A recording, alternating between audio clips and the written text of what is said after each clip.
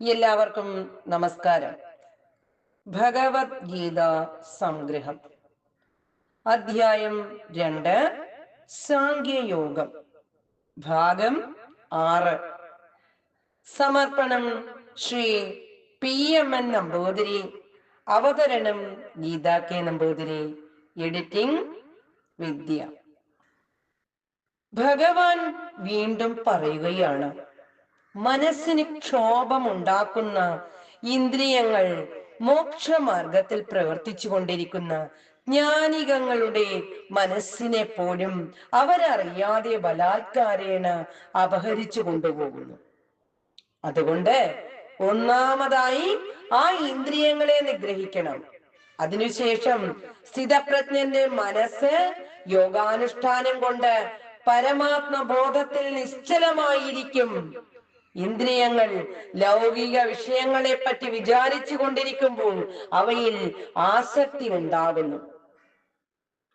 ആസക്തിയിൽ നിന്ന് അവ നേടുവാനുള്ള ആഗ്രഹവും ആ ആഗ്രഹം സാധിക്കാതെ വരുമ്പോൾ കോപവും ഉണ്ടാകുന്നു.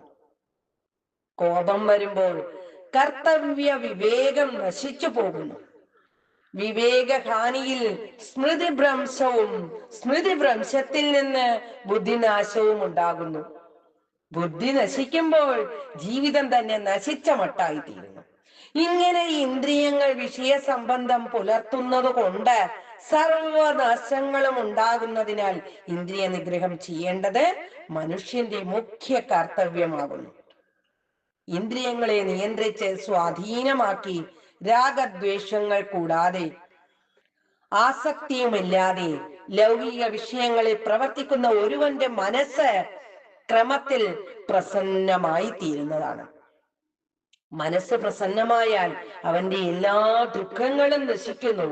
കാരണം മനഃപ്രസാദം സിദ്ധിച്ച ഒരുവന്റെ ബുദ്ധി വേഗത്തിൽ ആത്മതത്വത്തിൽ ഏകാഗ്രമായി തീരുന്നു. ഇന്ദ്രിയ നിഗ്രഹം ചെയ്യാത്ത ഒരുവന് ആത്മവിഷയകമായ അറിവോ ആത്മജ്ഞാനത്തിലുള്ള അഭിനിവേശമോ ഉണ്ടാകുകയില്ല. ആത്മജ്ഞാനത്തിൽ അഭിനിവേശമില്ലാത്തവന് എങ്ങനെയാണ് ശാന്തി ഉണ്ടാകുക?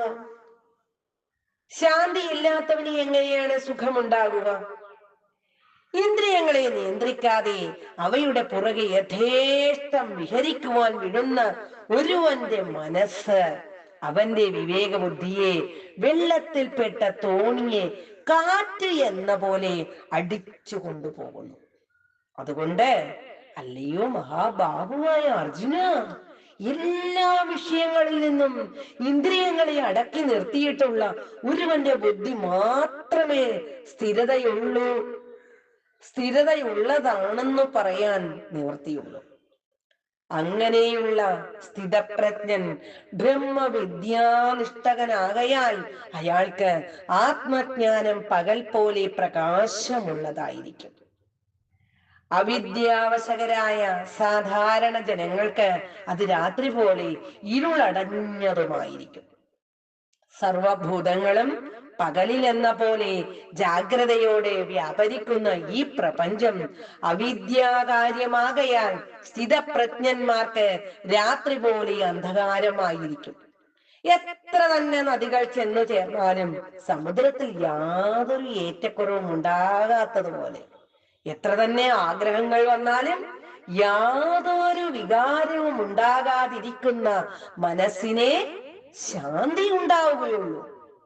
വിഷയങ്ങൾക്ക് ചലിപ്പിക്കുവാൻ സാധിക്കാത്ത മനസ്സിൽ കാമക്രോധാദി വികാരങ്ങൾ ഒന്നും ഉണ്ടാകാത്തതിനാൽ അത് ശാന്തി പൂർണ്ണമായിരിക്കും. അതുകൊണ്ട് എല്ലാ കാമങ്ങളെയും വിട്ടുകളഞ്ഞ് അഹംഭാവവും മമകാരവും ഉപേക്ഷിച്ച് കർത്തൃത്വ ഭോക്തൃത്വാദിക്കുപരിയായ ഒരു നിലയിലെത്തി കർമ്മയോഗാനുഷ്ഠാനം കൊണ്ട് മനഃശാന്തി നേടുവാൻ അല്ലയോ അർജുന നീ ശ്രമിക്കുക. ഈ ബ്രഹ്മനിഷ്ഠയിലെത്തിയാൽ പിന്നെ നിനക്ക് മോഹമുണ്ടാകുകയില്ല.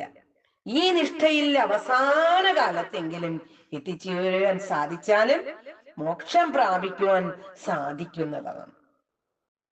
ഇതോടെ രണ്ടാം അധ്യായമായ സാംഖ്യയോഗം ഇവിടെ പൂർണ്ണമാകുന്നു. തുടർന്ന് മൂന്നാം അധ്യായമായ കർമ്മയോഗം അടുത്ത ആഴ്ചയിൽ ആരംഭിക്കുന്നു. ഹരി ഓം. നന്ദി, നമസ്കാരം.